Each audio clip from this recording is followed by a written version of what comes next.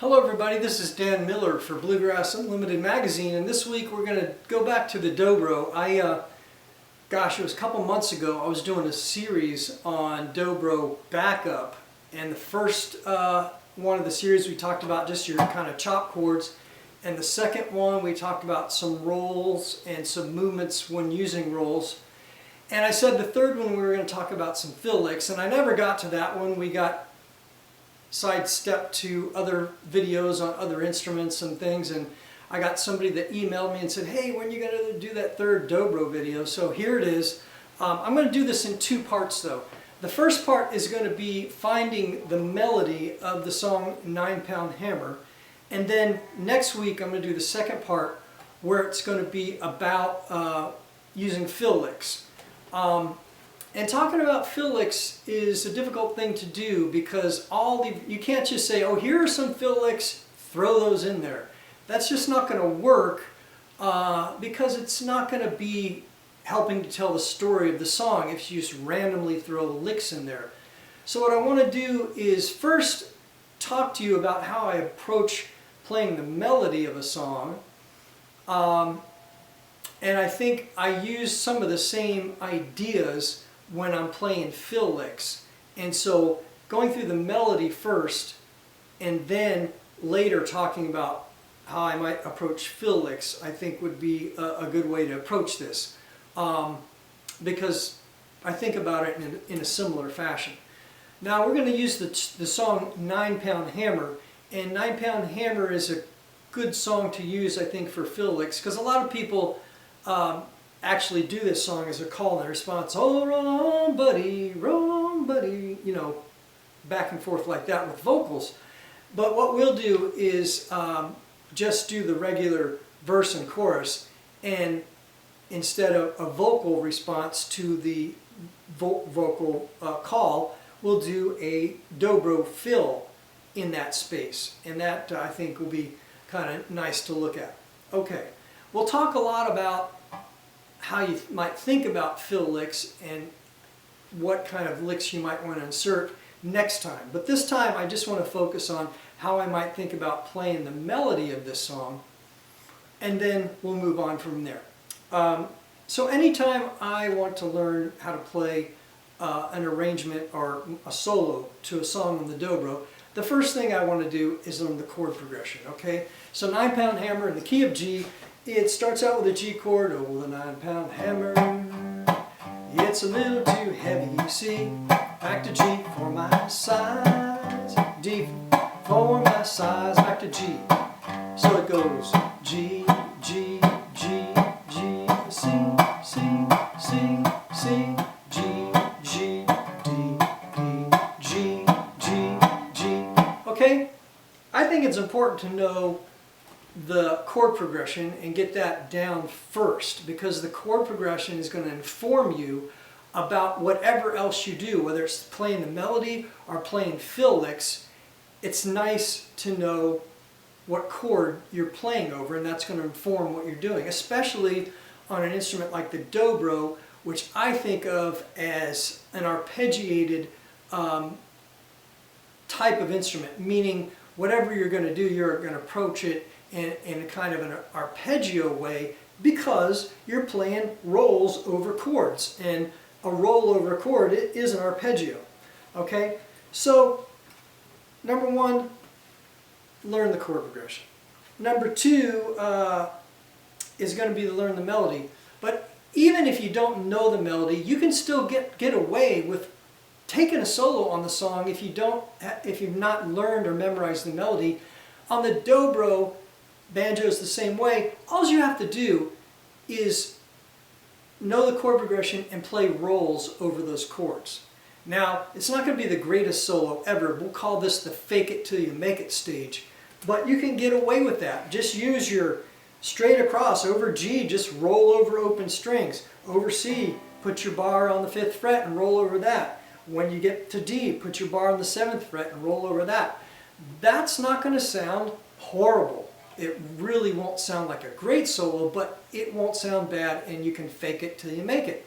Now, the way to make that sound better is to choose the timing of your notes the way the soloist, I mean the vocalist, is choosing to phrase the notes of the song. Now a song like 9 Pound Hammer has a very distinct cadence. Ba ba ba ba ba ba ba ba ba ba ba ba ba ba ba ba ba. So if you're just putting down your bar and rolling, roll over, making your roll sort of sync up with that phrasing, and it'll sound more like the song, right?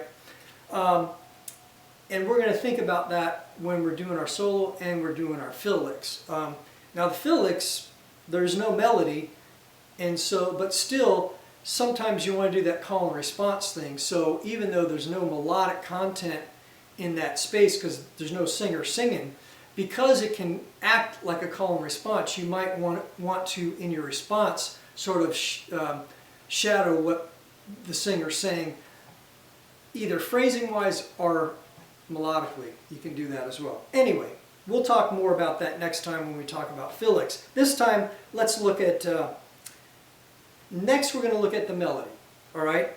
Now, I did a couple videos earlier on how to learn songs by ear, learn melody by ear. I'm not going to repeat all that stuff. You can look back at those videos. I did one for banjo, one for guitar, one for mandolin, and I believe one for dobro. We did Salty Dog Blues. So I'm just going to run through this. It's going to start on a D note. Oh, the 9 pound, oh, the 9 pound. Go to E note. Oh, the 9 pound hammer. That's a G note. It's a little too heavy. It's a little too. So it goes from G to B to A. It's a little too. Back to G. Head. That goes to the C chord. Heavy. So on the second part of heavy, first part is a G, second part is an E. And then we're going to open D for my size. D, G, B, buddy. A, G, B for my A, G size. So the verse, that's it.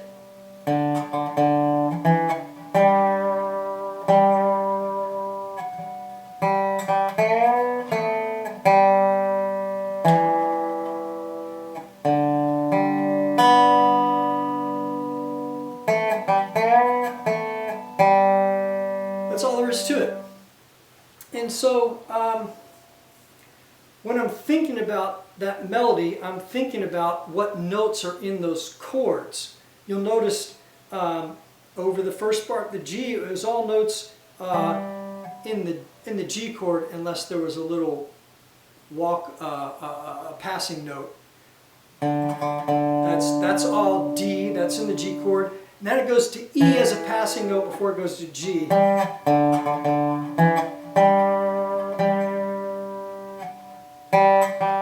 B, A is a passing note going to G on the C chord. Heavy. That's heavy, G, E. Those are in the C chord. And then back to G chord. D, G, B. All three of those notes are in the G chord. For my size, buddy. That goes to A, which is that D chord. Buddy, for my A, B, A, and again, A is a passing note going back to that G. Size. So the most important notes of this thing are those chord tones, okay? So when you're creating your solo, it's nice to emphasize those chord tones. Those other passing notes, notice we have an E and we have an A. Those are the only notes outside of the chord tones that we're using. And they are the two notes in the major pentatonic scale.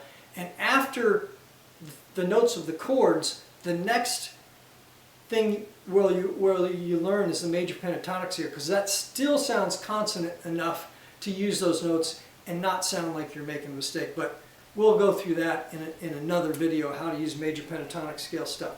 But anyway, that is the melody. So let's spice it up a bit. Let's do some slides, let's do some rolls, and see how you might spice up that basic melody for 9-pound hammer.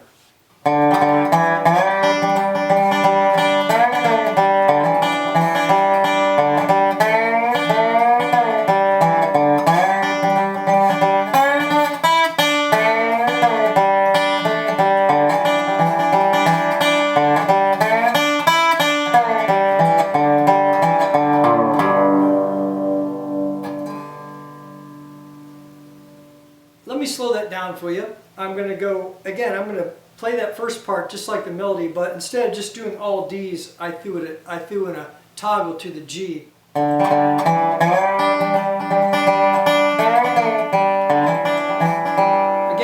I go to the hammer, and then there's space, so I just roll.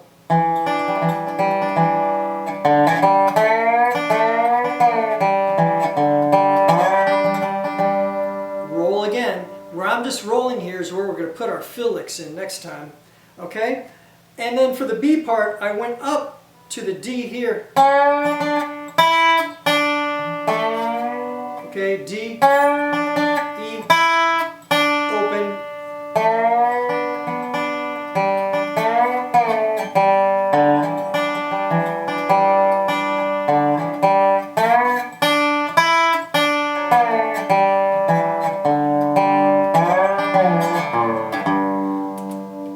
I did a little bit different that time. Let me see if I can do it like I did it. Remember how I did it.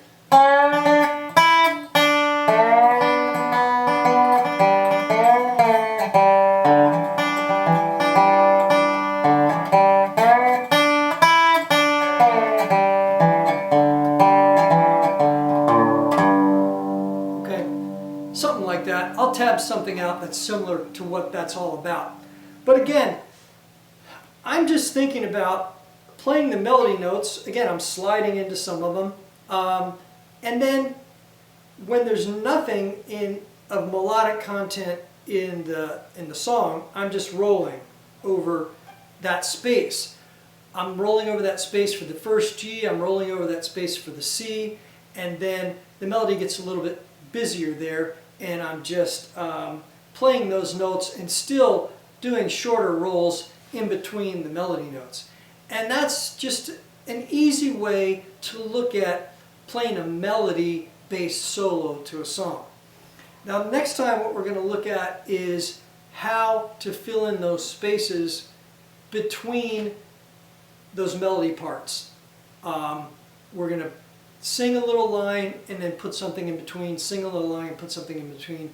And the something I put in between, I'll go through a variety of different techniques, open area techniques, closed area techniques up the neck. We'll go through a variety of techniques, but again, it's not going to be very complex because you don't want to really throw everything you know how to do in that short space. You want to keep it pretty straight and pretty simple, and we'll go through some of that next time. So until next time, practice 9-pound hammer, and we'll see you next time and go over some fill licks that you might be able to use on 9-pound hammer, and you could be able to take the same fill lick ideas and put them into other songs that you're working with. Okay, this is Dan Miller for Bluegrass Unlimited magazine. We'll see you next time.